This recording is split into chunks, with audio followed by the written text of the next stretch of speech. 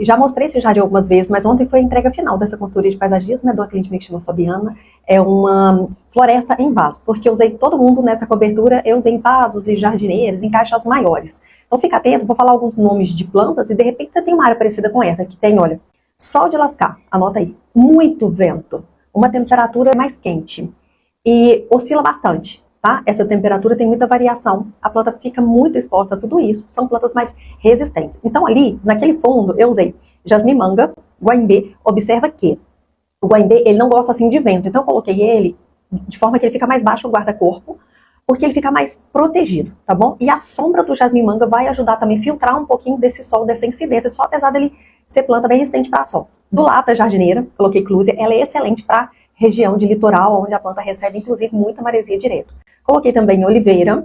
Do lado ali da porta, eu coloquei 2 vasos maiores, mais altos, porém mais fininhos, com lavanda. Do lado direito, aqui perto desse ombrelone, eu fiz uma sequência de ficus. 2 variedades. É o ficus lirata e o ficus rubi.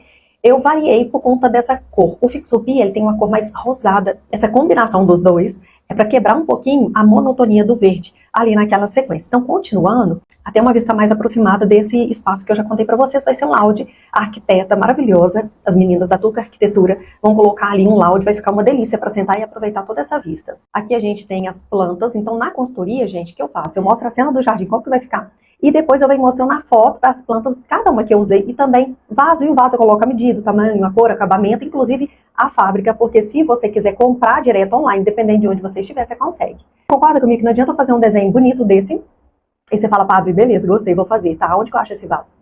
Tem que achar, né? Então, e rápido, fácil. O estudo é exatamente para isso, é para facilitar a tua vida. Então, ali eu já coloco tudo que você vai precisar para fazer essa floresta, para colocar essa consultoria em prática. Então, ali por outro ângulo, né? A gente tinha mostrado o fixo, só que agora aparece esse L, que antes não tinha aparecido. Aonde eu tenho um prédio lá atrás que eu tenho que esconder, usei essas plantas mais altas, tá vendo o fixo?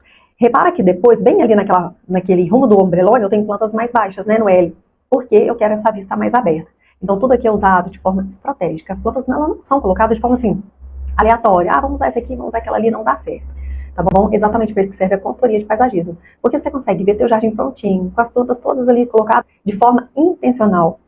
Que inclusive dão certo para esse clima, para esse vento, para toda essa exposição que elas vão receber.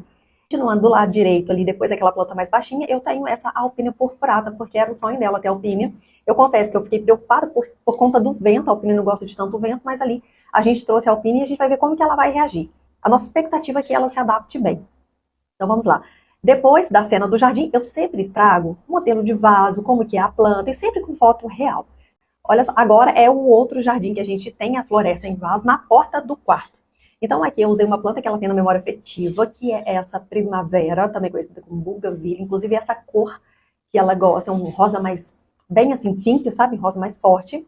E eu sempre falo a importância de, para além de ter plantas maravilhosas, bonitas, que dão certo no local, tudo assim de forma bem intencional, a gente tem que ter também alguma planta que a gente tem na memória afetiva. Que a gente olha para ela e a gente reconhece, que a gente lembra de uma pessoa querida, de uma viagem, de um livro que a gente leu, porque o jardim não é só para ser bonito, ele também guarda um pedacinho da nossa história. Então, quando vocês estiverem comprando uma planta, quando estiver, de repente, fazendo um jardim, pensa sobre isso. Qual é a planta que representa um pedacinho da minha história? Ou se você estiver fazendo para o seu cliente, qual é a planta que faz sentido, total sentido do meu cliente, ter aqui dentro desse jardim? Porque quando ele for regar, quando ele for cuidar, quando, no caso dela, ela vai sair da porta do quarto, ela vai ter o quê? Ali, a primavera. Certo? E nem é para esconder a planta. Imagina que a pessoa me pede, né? Meu cliente me pede, Pablo, eu gosto da primavera, eu vou esconder ela porque eu não quero usar. Não, não é assim. A gente vai colocar de forma privilegiada.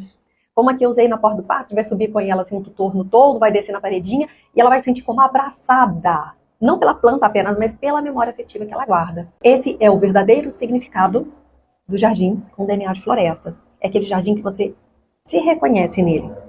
E não precisa ser todas as plantas com memória afetiva, mas dentro de todas que você escolher, alguma precisa representar a tua história. Então ali eu tenho jabuticabeira, limão-cravo que ela tinha me pedido, tem folhas maiores, mas olha só, essas folhas maiores, filodendro e costela de Adão, eu só pude colocar porque aqui é fachada sul.